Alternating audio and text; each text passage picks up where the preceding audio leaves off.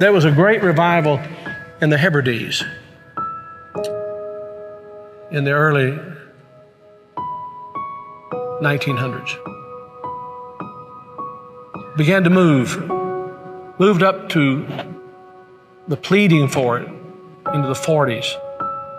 Maybe we could say it topped out in the early 50s.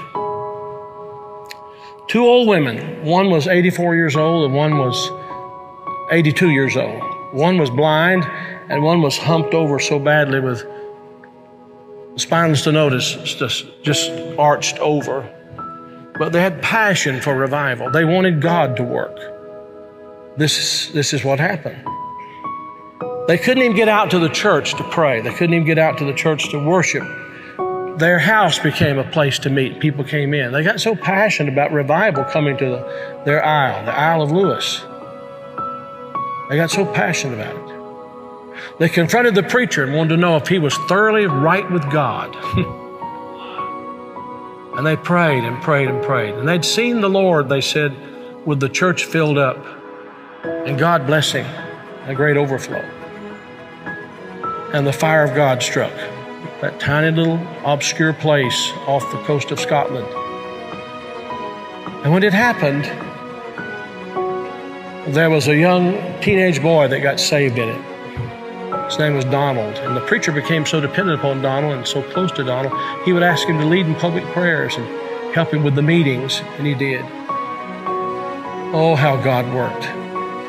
People began to hear about it, and the revival fire spread. It spread. And God blessed in a great way. Those two old women, the kind of people don't want in a church anymore. And from that same island, there was a young girl who was a cousin to Donald Smith, who immigrated to America. Her name was Marianne Smith McLeod. She came to America and in 1936. She met a man named Fred, and they were married. They fell in love. They were married.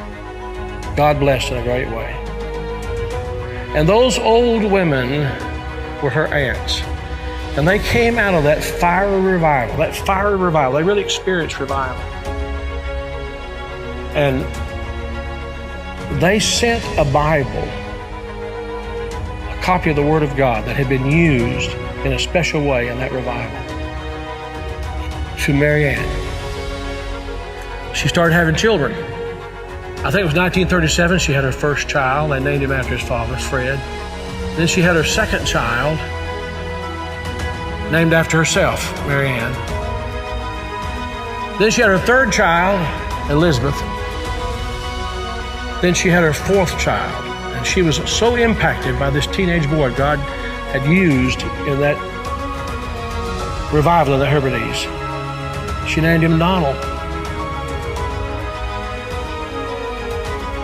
And she gave him that Bible, that Hebrides Revival Bible.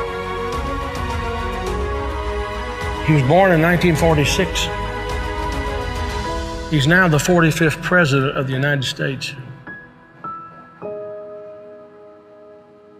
And that Revival Bible is in the Oval Office. I'm saying to you, I don't know how, why, I don't know how it all comes together. But I believe God is putting some things together to give us just a window. If he could find some open people who know what the window's for. Can this be the time the window's open? Providentially, God has prepared the moment, and we will become the people of prayer, pleading with God. This is a plea. Will thou not revive us again? Will you be a part of that? Will you?